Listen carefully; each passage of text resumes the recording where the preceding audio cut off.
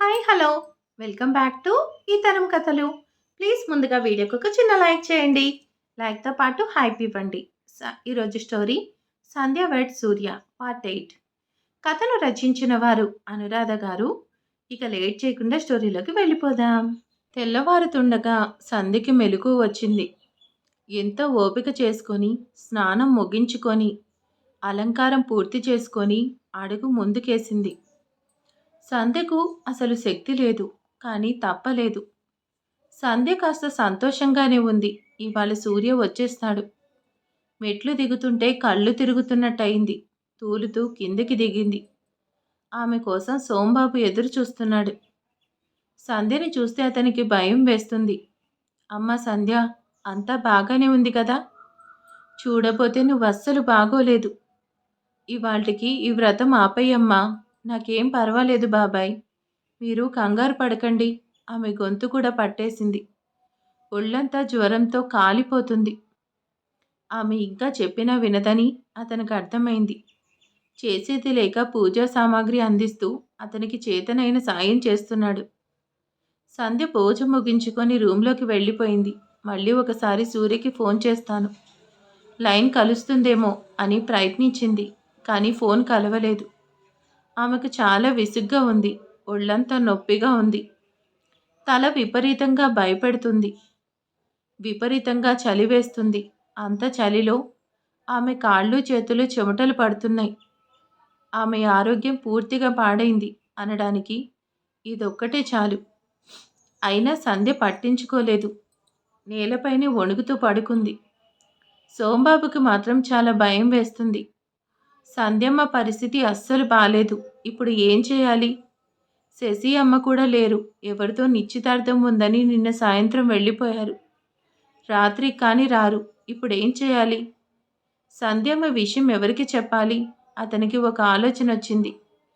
ఇంకేం ఆలోచించకుండా సూర్యబాబుకి ఫోన్ చేశాడు. కానీ అతని ఫోన్ పనిచేయలేదు. అతనికి ఎంతో నిరాశ కలిగింది. రవి సూర్య ఫోన్కి చాలాసార్లు ట్రై చేశాడు. కానీ అతని ఫోన్ కలవలేదు. రవికి ఎందుకో మనసు కీడు శంకిస్తుంది. ఏమైంది సూర్య? ఎందుకు మొబైల్ ఆఫ్లో ఉంది? సూర్య చాలా అసహనంగా ఉన్నాడు. అప్పటికే సమయం మధ్యాహ్నం 2 అయింది. ఇంకా అమ్మ ఊరి వాళ్లతో ఏవో మాట్లాడుతూనే ఉంది. అతనికి ఎందుకో చాలా ఆందోళనగా ఉంది. అక్కడ సంధ్య ఎలా ఉందో అని మనసు కంగారు పెడుతుంది. అతనికి తెలియని భయం వేస్తుంది. నాకెందుకు ఇలా అనిపిస్తుంది? అక్కడ సంధ్య కష్టంలో ఉందని, ఆమెకేదో కీడు జరగబోతుందని పదే పదే అనిపిస్తుంది. ఏమై ఉంటుంది? నేను అలా ఆలోచించకూడదు. తను బాగానే ఉంటుంది. నేను అనవసరంగా కంగారు పడుతున్నాను. కొద్ది గంటల్లో ఆమెను చేరుకుంటాను. తనను కలిసి 4 రోజులైపోతుంది. అందుకే నాకు అలా అనిపిస్తుందేమో. అతని ఆలోచనలో ఉండగా మీనాక్షమ్మ వచ్చి, బాబు ఇంక బయలుదేరదామా అంది. అతనికి ప్రాణం వచ్చినట్టయింది. వెళ్దాం. నీ పర్మిషన్ కోసమే వెయిటింగ్. ఆవిడ నవ్వింది. ఆవిడకి తెలుసు, ఇప్పుడు బయలుదేరితే బంగ్లా చేరేసరికి 7 గంటలు అవుతుంది. అప్పటికి సంధ్య వ్రతం పూర్తవుతుంది. అందుకే అంతవరకు అక్కడే ఉండిపోయింది. సూర్య కారు స్టార్ట్ చేశాడు. అతను మనసులో అనుకుంటున్నాడు, సంధ్య, ఇంకో 5 గంటల్లో అక్కడ ఉంటాం అని కారు చాలా వేగంగా నడుపుతున్నాడు. మీనాక్షమ్మ అడుగుతుంది, బాబు సూర్య, ఎందుకు కారు అంత వేగంగా నడుపుతున్నావు? మామ్, నాకు అక్కడ చాలా ముఖ్యమైన వర్క్ ఉంది అని నవ్వుతూ చెప్పాడు. ఆవిడ అతని వైపు అనుమానంగా చూస్తూ, పనులు ఎప్పుడు ఉండేవే, ఇంత వేగంగా వెళ్తే యాక్సిడెంట్స్ అవుతాయి. కొంచెం స్లోగా పోని. సూర్యకి అమ్మ చెప్పింది నిజమే అనిపించింది. అందుకే కార్ స్లోగా నడుపుతున్నాడు. సమయం సాయంత్రం 6 గంటలు కావస్తుంది. రవికి చాలా విసుగొచ్చేసింది. ఎన్నిసార్లు ట్రై చేసినా సూర్య ఫోన్ కలవలేదు. వాడు ఈరోజు వచ్చేస్తానన్నాడు. వచ్చేశాడా లేదా? ఎందుకు వాడు మొబైల్ పనిచేయడం లేదు? ఒకసారి ఇంటికి కాల్ చేస్తే, అమ్మో, చిన్న సిఐడి ఉంటుంది, వద్దులే అనుకున్నాడు. కానీ అతని మనసు అంగీకరించలేదు. ఏదైతే ఏమి, ఒకసారి కాల్ చేస్తానని నిర్ణయించుకొని ఫోన్ చేశాడు. చాలాసేపు రింగ్ అయింది. రవికి టెన్షన్ వేస్తుంది. ఏంటి ఇంతసేపటికి ఎవరు ఫోన్ లిఫ్ట్ చేయరేంటి అనుకున్నాడు. అంతలో సోంబాబు ఫోన్ లిఫ్ట్ చేశాడు. హలో, ఎవరు మాట్లాడుతున్నారు? సూర్యబాబేనా? అవతల వాయిస్ విని రవికి మాట్లాడుతుంది. సోంబాబు అని అర్థమైంది. బాబాయ్ నేను రవిని మాట్లాడుతున్నా. ఇంట్లో ఎవరూ లేరా? సూర్య ఇంకా రాలేదా? లేదు బాబూ. నువ్వు సూర్యకి ఫోన్ చేశావా? సోంబాబుకి ఏం చెప్పాలో అర్థం కాలేదు. ఈ ఇంటి విషయాలు బయట వాళ్ళకు చెప్పడం మంచిది కాదని పించినా సంధ్య పడుతున్న అవస్థ చూడలేక బాబూ రవి, ఇక్కడ సంధ్యమ్మ పరిస్థితి ఏం బాలేదు అని 5 రోజులుగా ఆమె చేస్తున్న ఉపవాసం కోసం చెప్పాడు. రవికి మతిపోయింది. ఓ గాడ్! అతని అనుమానమే కరెక్ట్ అయింది. బాబు మీరు త్వరగా రండి నాకు చాలా భయం వేస్తుంది. బాబాయ్ కంగారు పడకండి. నేను 10 నిమిషాలు అక్కడుంటా అని వెంటనే బంగ్లాకి బయలుదేరాడు. మార్గం మధ్య అంతా రవి తలుచుకుంటూనే ఉన్నాడు. ఈ మీనాక్షమ్మ ఎలాంటి మనిషి? సూర్య ఇక్కడ ఉంటే సంధి చేత ఇలా 5 రోజులు ఉపవాసం చేయనివ్వడు. ఖచ్చితంగా ఈ వ్రతానికి అడ్డుపడతాడు. అందుకనే వాణ్ణిక్కడ లేకుండా చేసింది. వాడి ఫోన్ని పనిచేయకుండా కూడా ఆవిడే చేసుంటుంది. అక్కడ సంధ్య ఎలా ఉందో ఏంటో టెన్షన్ పడుతూ కారు నడుపుతున్నాడు రవి. సూర్య ఇంటికి దగ్గరలో ఉన్నానని చాలా సంతోషపడుతున్నారు. మరో 5 నిమిషాల్లో బంగ్లా చేరుకుంటారు. సంధ్య పరిస్థితి అస్సలు బాలేదు. ఆమె శరీరం పూర్తి అదుపు తప్పుతుంది. ప్రాణాలు పోయేటట్టున్నాయి. అయినా మొండిగా తులసికోట వైపు నడుస్తుంది. చివర హారతి ఇచ్చేస్తే వ్రతం పూర్తవుతుంది. ఆమె అది ఒక్కతే నిర్ణయించుకొని నెమ్మదిగా అడుగులు వేసుకుంటూ తులసికోట చేరుకుంది. మనస్ఫూర్తిగా తులసి తల్లికి నమస్కరించి, అమ్మా నేను చేసిన వ్రతాన్ని స్వీకరించి ఫలితం ఇవ్వు. సూర్యకు ఉన్న దోషం తొలగిపోయి అతను నిండు నూరేళ్లుండేటట్టు ఆశీర్వదించు అని హారతి వెలిగించి, ఆమె కళ్ళు చీకట్లు కమ్ముతున్నా చుట్టూ ప్రపంచం తిరుగుతున్నట్టు అనిపిస్తుంది. కాళ్ళు వణుకుతున్నాయి. ఇంక నా వల్ల కాదు అని ఆమె ప్రాణం విలవిలలాడుతుంది. సూర్య బంగ్లా చేరుకున్న సమయానికే రవి కూడా అక్కడికొచ్చాడు. రవికి సూర్య కారు దూరంగా కనిపించింది. రవికి ప్రాణం వచ్చినట్టయింది. సూర్య కూడా రవి రావడం చూసి హ్యాపీగా ఫీల్ అయ్యాడు. రవి కార్ని బయట వదిలేశాడు. సూర్య కార్ని లోపలికి పోనిచ్చాడు.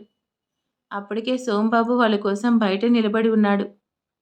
మీనాక్షమ్మ కిందికి దిగి సోము లగేజ్ లోపల పెట్టు. నేను పూజ గదిలోకి వెళ్తాను అని ఆవిడ వెళ్ళిపోయింది. సూర్య కిందకి దిగుతూ రవి నువ్వేంట్రా ఇక్కడే? ఎలా ఉన్నావు? అని క్యాజువల్గా పలకరించాడు. రవి టెన్షన్ పడుతూ సూర్య ఇక్కడ పరిస్థితి ఏం బాలేదు. సంధ్య చావు బ్రతుకుల్లో ఉంది. ఆ మాట వినగానే సూర్య గుండె ఆగినట్టయింది. శిలలా బిగుసుకుపోయాడు. రవి చెప్తున్నాడు, మీ అమ్మగారు సంధ్య చేత 5 రోజులు ఉపవాసం చేయించారు. నాకు సోంబాబు చెప్పాడు. ఆమె పరిస్థితి ఏమీ బాలేదట. అందుకే నేను కంగారుగా వచ్చాను. నీ ఫోన్ పని చేయట్లేదు. అసలు ఏం జరిగిందో ఏమీ తెలీదు. ముందు సంధ్య ఎలా ఉందో చూద్దాం పద. సోంబాబు లోపల నుంచి వచ్చి సూర్యబాబు, సంధ్యమ్మ తులసికోట దగ్గర ఉంది. వెళ్దాం పదండి. ఆ అమ్మ పరిస్థితి ఏమీ బాలేదు. వాడు చెప్తున్న మాటలు అతనికి వినిపించట్లేదు. చలనం లేని వాడిలా అయిపోయాడు. ఒక్కసారిగా పాతాళం బద్దలైనట్టుగా అనిపించింది సూర్యకి. తెలుసుకోలేకపోతున్నాడు. చాలా అయోమయ స్థితిలో ఉన్నాడు. సూర్య పరిస్థితి అర్థం చేసుకున్న వాడిలా రవి అతన్ని కదిల్చాడు. సూర్య మనకు సమయం లేదు. ముందు సంధ్య దగ్గరికి వెళ్దాం పదా. అప్పుడు చలనం వచ్చింది సూర్యకి. ఇంకా ఒక్క క్షణం కూడా ఆగలేదు. సంధ్య ఉన్న చోటికి పరుగు పెట్టాడు. అతనికి దూరం నుంచి సంధ్య క్షీణించిపోయి ఉండడం కనిపిస్తుంది. ఆమె గాలిలో తేలుతున్నట్టు నిలిచింది. హారతి పళ్ళెం తులసికోట చుట్టూ ఇస్తూ నేలపై వదిలేసింది సంధ్య. స్పృహ కోల్పోయి పడిపోతుంది. సూర్య ఒక్క ఉదుటిన వెళ్ళి ఆమెను పట్టుకున్నాడు. అప్పటికామె పూర్తి స్పృహ కోల్పోయింది. సూర్య కంగారుగా పిలుస్తున్నాడు, సంధ్య సంధ్య అని. ఆమెలో చలనం లేదు. సూర్య ఆందోళనగా ఆమెను ఎత్తుకొని బయటకు తీసుకొచ్చాడు. రవి పరిస్థితి అర్థం చేసుకుని బయట వదిలేసిన అతని కారు స్టార్ట్ చేశాడు. సోంబాబు లోపలికి పరిగెత్తాడు విషయం అమ్మగారికి చెప్దామని. సూర్య ఆమెను వెనక వైపు ఎక్కించి కూర్చున్నాడు. రవి కార్ని చాలా వేగంగా నడుపుతున్నాడు. సూర్య చాలా భయపడిపోతున్నాడు. సంధ్యని తట్టి లేపుతున్నాడు. సంధ్య లేగు. సంధ్య సూర్యని వచ్చాను చూడు. ఐఎమ్ సారీ సంధ్య. నా కారణంగా ఈరోజు నువ్వు ఇలా కష్టపడుతున్నావు. లేగు సంధ్య. నాకు భయం వేస్తుంది. నీకేమైంది? ప్లీజ్ కళ్ళు తెరువు అని ఎంతగానో రోధిస్తున్నాడు. ఆమె శరీరం నిప్పులు కొలిమి కాలిపోతుంది. బంగారు ఆభరణాలు ఆమెను చాలా ఇబ్బంది పెడుతున్నట్టు అనిపిస్తున్నాయి. చేతులకి మెడ చుట్టూ గీసుకుపోయి గాయాలయ్యాయి. ఆమె మొహం బలం లేకుండా పీక్కుపోయినట్టు చేతులు కాళ్ళు చల్లబడిపోతున్నాయి. సూర్య గుండె వేగంగా కొట్టుకుంటుంది. అంతలో రవి సూర్య స్నేహితుడైన డాక్టర్ వినయ్ హాస్పిటల్కి తీసుకెళ్లాడు. కంగారుగా కారు దిగి లోపల హాస్పిటల్ సిబ్బందిని తీసుకురమ్మని అరిచాడు రవి. వారు వచ్చేలోపు సూర్య ఆమెని 2 చేతులతో ఎత్తుకొని లోపలికి తీసుకెళ్లాడు. అతను చాలా కంగారు పడుతున్నాడు. ఎంతలా అంటే అతని అడుగులు తడబడుతున్నాయి. అంతలో డాక్టర్ వినయ్ వచ్చాడు. అక్కడ పరిస్థితి గమనించి వెంటనే ట్రీట్మెంట్‌కి ఏర్పాటు చేశాడు. సంధ్యని స్ట్రెచర్‌పై వేసి ఐసీయూలోకి తీసుకువెళ్లారు. సూర్య ఆమె వెంటనే వెళ్ళబోతుంటే హాస్పిటల్ సిబ్బంది అతన్ని ఆపేశారు. రవి సూర్యని కంట్రోల్ చేసేందుకు ప్రయత్నిస్తున్నాడు. రవి ఏంట్రా ఇదంతా? అసలు నా సంధ్యకి ఏమైంది? నాకేం అర్థం కావడం లేదు. తనకేమీ కాదు కదా? నాకు చాలా భయం వేస్తుందిరా. Please Surya control yourself. తనకేం కాదు. నువ్వు భయపడకు. సరేనా? ప్లీజ్. పూజ గదిలో ఉన్న మీనాక్షమ్మకి సోంబాబు విషయం చెప్పాడు. ఆవిడ చాలా కంగారు పడింది. వెంటనే శశికళకు ఫోన్ చేసి విషయం చెప్పింది. సంధ్యని ఏ హాస్పిటల్కి తీసుకువెళ్లారో తెలుసుకోమంది. విషయం తెలిసిన శశికళ కూడా కాస్త కంగారు పడింది. వెంటనే తమ్ముడికి ఫోన్ చేస్తాను. నువ్వు కంగారు పడకని తల్లికి ధైర్యం చెప్పి సూర్యకి ఫోన్ ట్రై చేసింది కానీ అతని ఫోన్ పనిచేయలేదు. శశికళకి ఏం అర్థం కాలేదు. ఏం చేయాలి? తమ్ముడు ఫోన్ అవ్వట్లేదు. ఒక పని చేస్తాను. రవికి ఫోన్ చేస్తాను అని అతనికి ఫోన్ చేసింది. చేయడం చూసిన రవి ఇష్టం లేకపోయినా ఫోన్ లిఫ్ట్ చేశాడు. హలో రవి, నేను శశిని మాట్లాడుతున్నాను. సంధ్యకు బాలేదంట. ఇప్పుడు ఏ హాస్పిటల్లో ఉన్నారు మీరు? ఆమెతో మాట్లాడడం రవికి చాలా కష్టంగా ఉంది. ఇంట్లోనే ఉండి సంధ్యకు తిండి తిప్పలు లేకుండా చేసి ఇప్పుడు ఏమైందని అడుగుతుంది. ఏ మనుషులు వీళ్ళు అని మనసులోని తిట్టుకుంటూ వినయ్ హాస్పిటల్లో ఉన్నాం అని చిరగ్గా చెప్పి ఫోన్ పెట్టేశాడు. శశికళ వెంటనే విషయం అమ్మకి చెప్పింది. ఆవిడ హాస్పిటల్కి బయలుదేరింది. శశికళ కూడా వెంకటేష్కి ఫోన్ చేసి బయలుదేరమని చెప్పి తను కూడా హాస్పిటల్కి బయలుదేరింది. మార్గ మధ్యలో సంధ్య వాళ్ళ పేరెంట్స్కి విషయం చెప్పింది.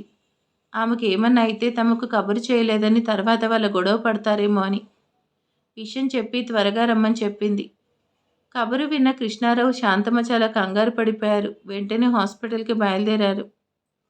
హాస్పిటల్లో అంతా కంగారుగా ఉన్నారు. సూర్య ఎవరితో ఏం మాట్లాడట్లేదు. ఒక మూలను కూర్చొని ఉన్నాడు. అతని కదిల్చే ప్రయత్నం ఎవ్వరూ చేయలేదు. మీనాక్షమ్మ కాస్త టెన్షన్ పడుతున్నారు. ఆమెకి ఇప్పుడిప్పుడే ఏమీ జరగకూడదని శశికళ తల్లిని ఓదారుస్తుంది. సంధ్యకేమీ కాదు, నువ్వు కంగారు పడకు అని. అంతలో కృష్ణారావు శాంతమ్మలు వచ్చారు. రావడంతోనే మీనాక్షమ్మని కృష్ణారావు నిలదీస్తున్నాడు.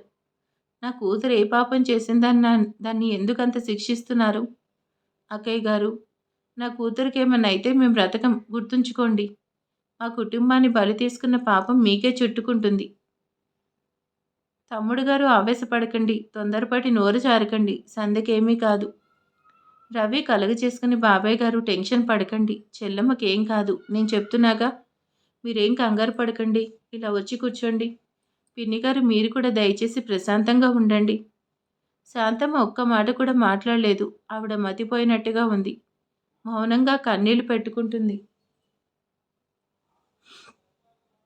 ఒక గంట తర్వాత డాక్టర్ వినయ్ బయటకు వచ్చాడు. అతన్ని రావడం చూసి సూర్య కంగారుగా అతని దగ్గరికి వెళ్ళాడు. సూర్య వెంటనే మిగిలిన వాళ్ళు వెళ్ళారు. వినయ్, సంధ్యకి ఎలా ఉంది? తను బాగానే ఉందిగా? చెప్పరా? నాకు చాలా భయం వేస్తుంది. తొందరగా చెప్పు. ఇట్స్ ఓకేరా, తనకేం కాలేదు. చూడపోతే కొద్ది రోజులుగా తన ఫుడ్ ఏమీ తీసుకున్నట్టు లేదు. ఆ మాట సూర్య చెంప మీద కొట్టినట్టు అనిపించింది. అందుకే గ్లూకోజ్ లెవెల్స్ పూర్తిగా పడిపోయాయి. దానికి తోడు వింటర్ సీజన్ కదా, ఆమెకు కూలింగ్ పడదు. మొండిగా కూల్ వాటర్తో స్నానం చేసినట్టుంది.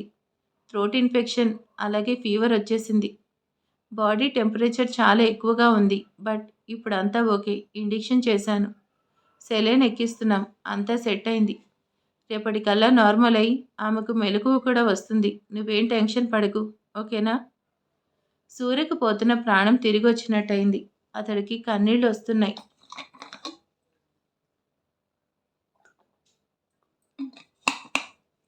నా సంధ్య ఎంత బాధను అనుభవించింది. నేనిక్కడ ఉండి చూసుకోలేకపోయాను అని ఎంతగానో తల్లడిల్లిపోయాడు. రవి కూడా సంతోషించాడు. అక్కడ ఉన్న వాళ్ళందరికీ ప్రాణం వచ్చినట్టయింది. మళ్ళీ వినయ్ మాట్లాడుతూ, సూర్య, ఒకసారి నా రూమ్‌కి రా. నీతో మాట్లాడాలని చెప్పి అతను రూమ్‌కి వెళ్ళిపోయాడు.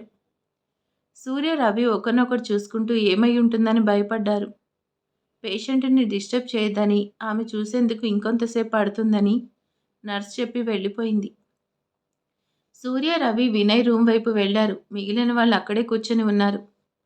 కృష్ణారావు మీనాక్షమ్మను క్షమాపణ అడిగాడు. నేను తొందరపడ్డాను. నన్ను క్షమించండి. సంధ్య పరిస్థితి చూసి తట్టుకోలేకపోయాను. నన్ను క్షమించండి అక్కయ్య.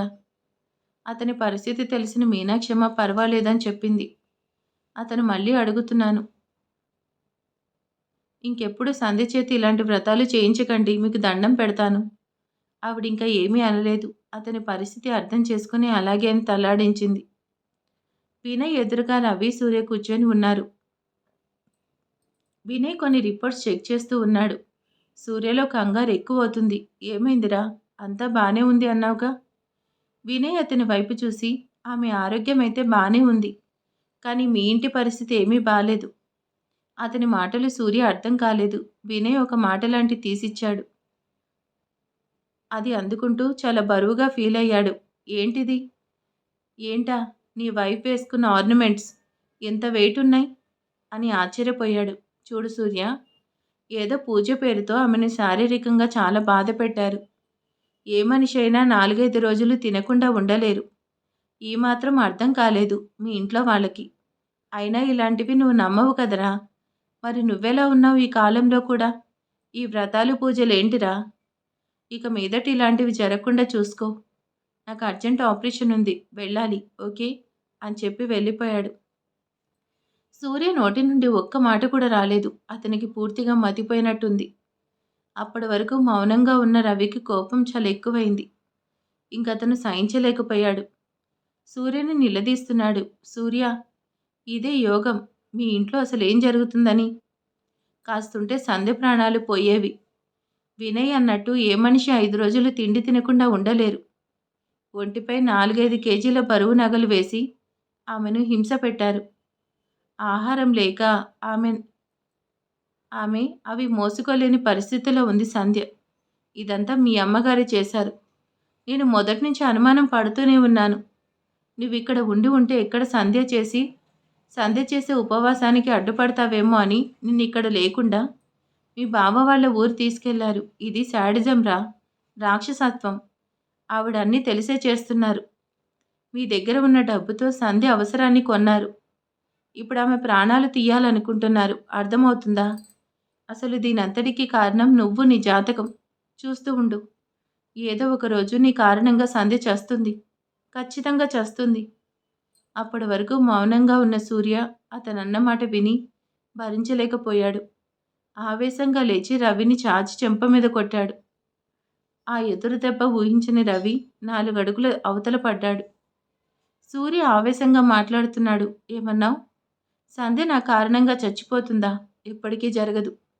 ఒకవేళ అదే నిజమైతే తనకన్నా ఒక క్షణం ముందు నేను చేస్తాను, గుర్తుపెట్టుకో అనే ఆవేశంగా అక్కడి నుండి వెళ్ళిపోయాడు. రవికి తొందరపడ్డానని అర్థమైంది. స్నేహితుని మనస్తత్వం తెలిసి కూడా నోరు జారాడు. సూర్య ఎప్పుడూ తన కారణంగా ఎవరు బాధపడకూడదని కోరుకునే వ్యక్తి. వాడికి ఎదుటి మనిషికి మేలు చేయడమే తెలుసు తప్ప కీడు చేయడం తెలీదు. అలాంటిది తను ప్రాణంగా ప్రేమించే సంధ్య తన కారణంగా చనిపోతుందంటే వాడు భరించగలడా? నేనెందుకలా మాట్లాడాను? వాడెంత బాధపడ్డాడో ఏమో. సారీ సూర్య అని మనసులోనే క్షమాపణ చెప్పుకున్నాడు. సూర్య, నువ్వు కొట్టినందుకు నాకే బాధ కలగలేదు. నిన్ను బాధ పెట్టి తప్పు చేశాను. ఈ పరిస్థితుల్లో ఇక్కడే ఉండి నేను ఇంకాస్త బాధ పెట్టలేననుకుంటూ హాస్పిటల్ నుండి బయటకు వచ్చేశాడు రవి. మరి ఆ తర్వాత మీనాక్షమ్మని సూర్య నిలదీస్తాడా? మరి ఆ తర్వాత ఏం జరగబోతుంది ఏంటి అనేది నెక్స్ట్ పార్ట్లో తెలుసుకుందాం. ఈరోజు వీడియో ఎలా ఉందో ప్లీజ్ కామెంట్ చేసేయండి, లైక్ చేయండి. Thank you.